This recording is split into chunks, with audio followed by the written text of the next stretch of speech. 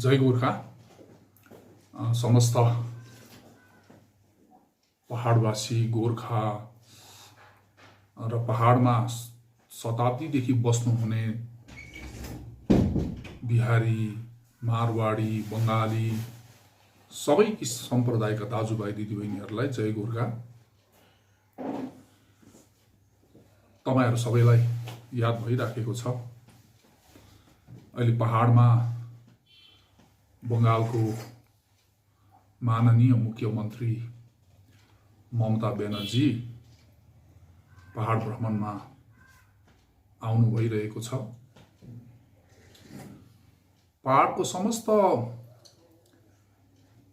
दाजुभाइ दिदीबहिनी, यहाँको स्थायी बासिन्दाहरूले सास रोकेर एउटा आशाको नजरले उहाँलाई हेरिरहेको थियो कि शताब्दीदेखि उत्पीडित, शोषित, उठ्न नपाएको गोर्खाले दिदीको यो भिजिटमा, यो भ्रमणमा पहाडको लागि विशेष केही गुच्छा पाउन सक्ला कि भनेर आशा गरिराखेको थियो।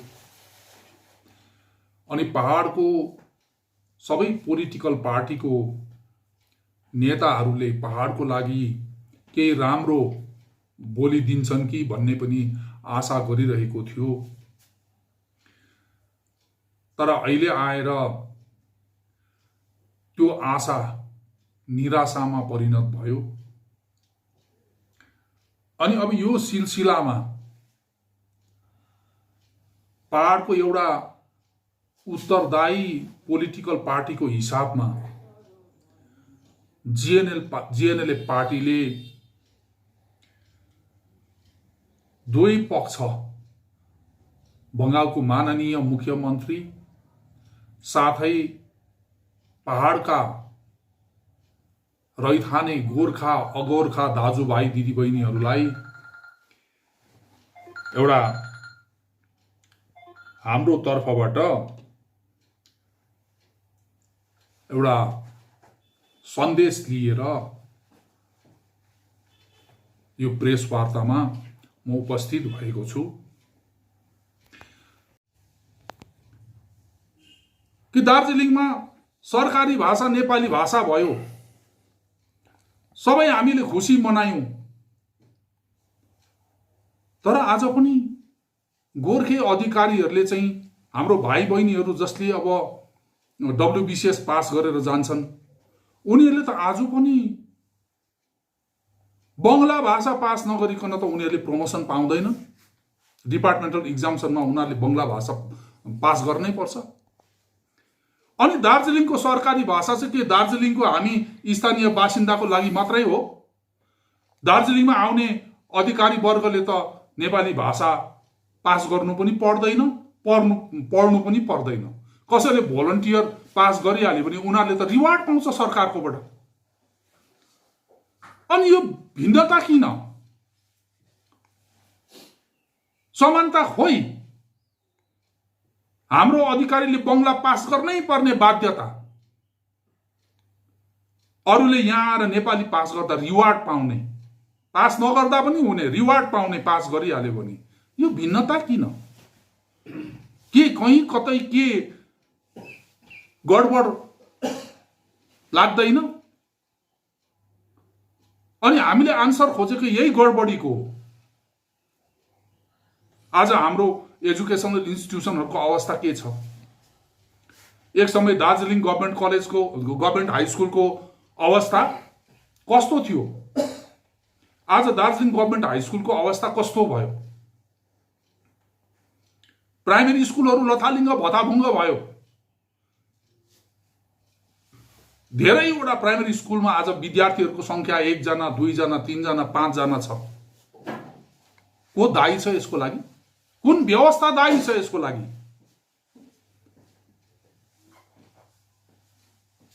हामी व्यक्ति दायी भन्दैनौं,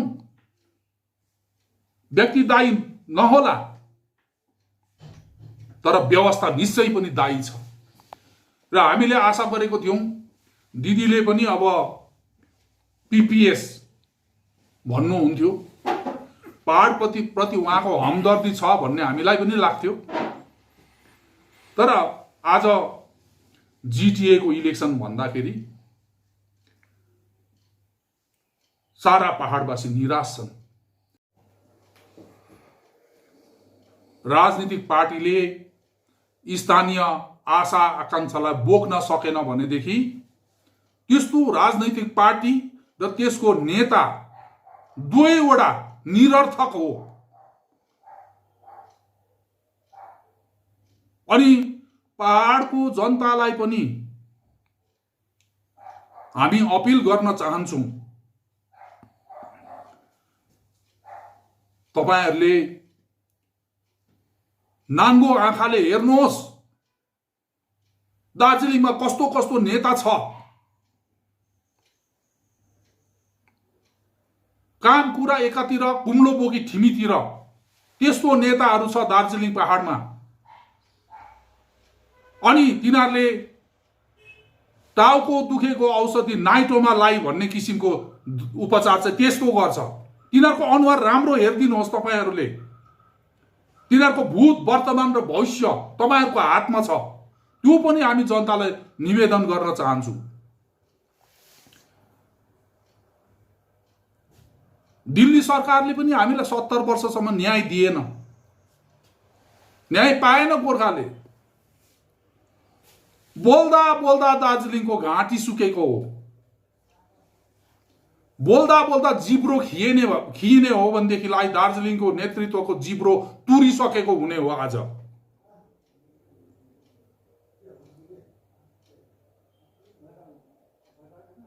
अंग्रेजहरूको टाइममा 28 वटा पार्शियल्ली एक्सक्लुडेड एरिया थियो। इतिहास साक्षी छ। त्यो 28 वटामा एउटा हाम्रो दार्जिलिङ पनि हो।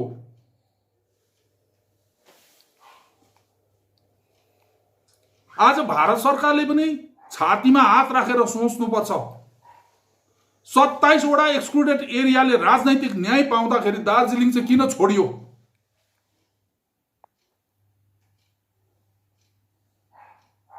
आवश्यकता पनि पूरा गर्दैन, हाम्रो आकांक्षा पनि पूरा गर्दैन। त्यसले सिर्फ 2-4 जना प्रशासकहरू र 2-4 जना ठिकादारहरूको उनीहरूले मात्रै 2-4 रुपैयाँ कमाउन सक्छन्, त्यति मात्रै हो। त्योदेखि बाहेक त्यसको कुनै उपादेयता छैन। र आज निर्लज्जतापूर्वक दार्जिलिङको राजनैतिक पार्टीहरूले दार्जिलिङको जनताले रिजेक्ट गरेको जिटिएलाई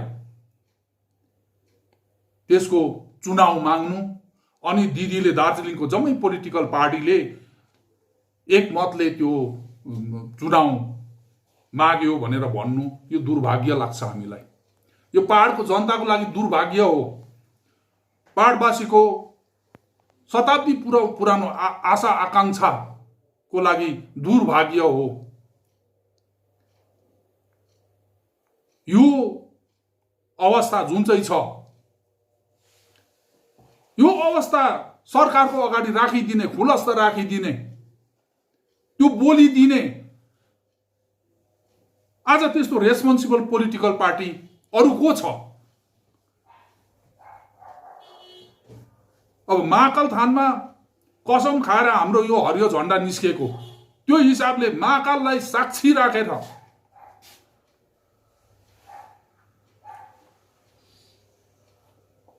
एउटा जिएनएलएफ पार्टीको कर्मीको हिसाबमा यो साँचो कुरा राख्ने हामीलाई आवश्यक लाग्यो। त्यसले गर्दाखेरि यो एउटा प्रेस कन्फरेन्स हामीले नबोलाइ भएन।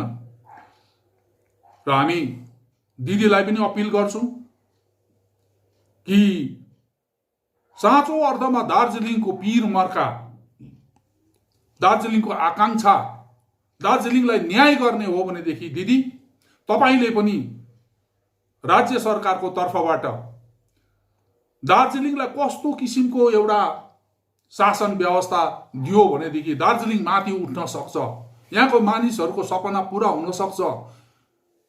यहाँको मानिसहरूलाई न्याय हुन सक्छ त्यो तपाईले छानबिन गरेर दिल्लीमा पठाइदिनुहोस्, दिल्लीको वार्तामा सामेल हुनुहोस्। अनि दार्जिलिङको पोलिटिकल पार्टीलाई पनि हामी ठगिएकै छौं। हामी सैकडौं उदाहरण दिन सक्छौं। अंग्रेजहरूले यो ठाउँमा जुन विकास गरेर गएको थियो, भारत स्वाधीन भएपछि त्यो विकास अवरुद्ध भएर गएको हामी देख्छौं।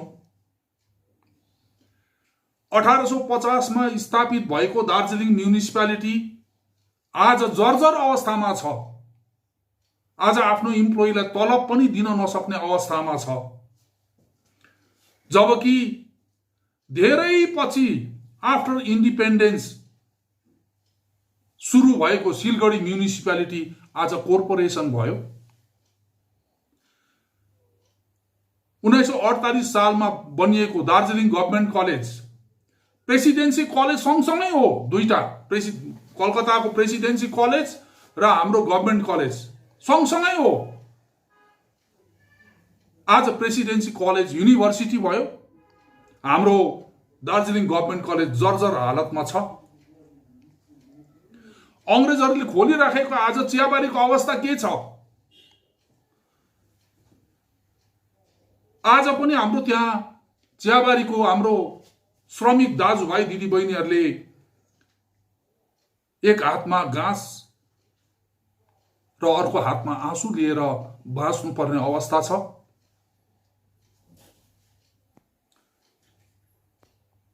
आज दार्जिलिङको अस्पतालको हालत के छ? अलिकति ठुलो बिमारी भयो भनेदेखि यहाँबाट बाहिर लानु पर्ने अवस्था। अनि हाम्रो मान्छेको हातमा पैसा हुँदैन, पैसा रुपियाँ हुँदैन, ट्रिटमेन्ट गर्नु सक्दैन। बाहिर गएर यही त ट्रिटमेन्ट गर्नु सक्दैन, बाहिर लाने त औकातै छैन। आज दार्जिलिङ शहर यहाँबाट कञ्चनजङ्घाको दृश्य हेरेर, पहाडको मनोरम दृश्य हेरेर, चाँप गुराँस फुलेको देखेर दार्जिलिङ हाँसिरहेको जस्तो पर्यटकहरूलाई लाग्न सक्छ। तर दूर दराजको गोर्खे, समानदेन त्यहाँको मान्छे त आज पनि, त्यस्तै अनकन्टारको मान्छे त आज पनि सिस्नु र ठोट्ने खाएर बाँचेको त्यो दशा कसले देख्छ? त्यसको निराकरण कसले गर्छ?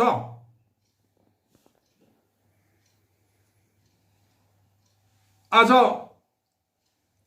बडा दुःखसित यो पहाडको सबै सम्बन्धित सबैलाई थाहा छ, अहिले घरि दिल्लीमा पहाडको राजनैतिक व्यवस्था के हुनुपर्ने, पहाडलाई के दिँदा पहाडको उन्नति हुन सक्ने, सुरक्षा हुन सक्ने, हाम्रो चिनारीको एउटा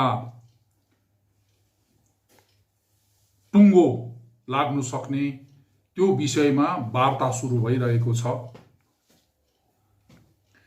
अनि त्यो वार्ता अगाडि बढेर जाने, हाम्रो राजनैतिक आकांक्षाले एउटा बानी पाउने, एउटा बोली पाउने, पहाडको राजनैतिक समस्याले एउटा बाटो पाउने, त्यो आशा हामीले गरिरहेका छौं। पहाडवासीले पनि त्यो आशा गरिराखेकै छ। अनि हामीले त के आशा गरेको थियौं भनेदेखि, त्यो हाम्रो जुन एउटा राजनैतिक आकांक्षा छ, पहाडको समस्या यत्रो लामो भारत स्वाधीन भएको 70 वर्ष नाङ्दा पनि हामी जैको तै हुनुपर्ने, हामी जस्तोको तस्तै हुनुपर्ने, हाम्रो अवस्था अझै बिग्रेर जानु पर्ने, यसको लागि हामी सम्झिन्छौं यो व्यवस्था नै दायी छ, यो व्यवस्था नै दोषी छ र यो निराकरण गर्नु सक्ने एउटा सशक्त एउटा व्यवस्था पहाडमा होस् भन्ने पहाडवासीको शताब्दी पुरानो आशा आकांक्षा हो। किनभनेदेखि पहाडले संविधानले दिएको जुन एउटा समानताको एउटा अधिकार छ, साँचो रूपमा हो भनेदेखि हामीले राजनैतिक समानता पाउन सकेका छैनौं। स्वाधीनता, चाहे स्वाधीनता संग्राममा होस्, चाहे स्वाधीनता पछाडि देश रक्षामा होस्, हाम्रा गोर्खा सपूतहरूले प्राणको बलिदान नदिएको होइन। तर कतै न कतै हामी सम्झन्छौं त्यो बलिदानको उचित मूल्याङ्कन भएको छैन भन्ने हामीलाई लाग्छ। दायी छ। अनि दार्जिलिङको पोलिटिकल पार्टी राजनीति गर्छु भन्नेहरूले पनि यो जुन वञ्चनाको शिकार भयो दार्जिलिङ, जुन उत्पीडनको शिकार भयो दार्जिलिङ,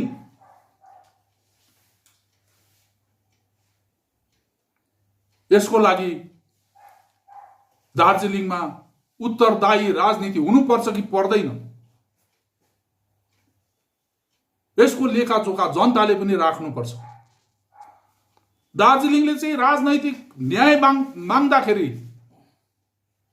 राजनैतिक समानता माग्दाखेरि, राजनैतिक हक माग्दाखेरि पहाडको भाग्यमा चाहिँ गोली, डन्ठा र जेल नेल मात्रै हो।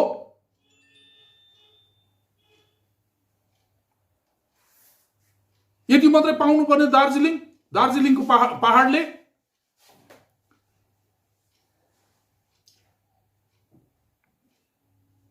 के हामीले भारतवर्षबाट छुट्टिने त्यस्तो कुनै माग गरेको छौं दार्जिलिङले? हामीले त हाम्रो थाक लागेको समस्या समाधान गर्नु सक्ने संविधान भित्रको, संविधानद्वारा प्रदत्त त्यस्तो किसिमको शासन व्यवस्था नै मागेको हो। त्यसको लागि गोली नै खानुपर्ने, त्यसको लागि जेलै जानुपर्ने, त्यसको लागि खुनै दिनुपर्ने? के यही हो पहाडवासी गोर्खाको भाग्य? यही हो?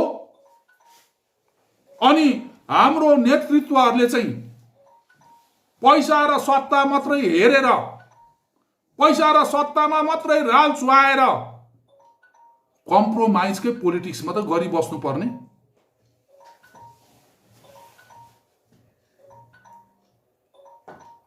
यही कुरा, यही प्रश्न गर्नुको लागि आज हामीले यो एउटा प्रेसमा यति बोल्नु आवश्यक सम्झ्यौं र यही कुरा, यही सन्देश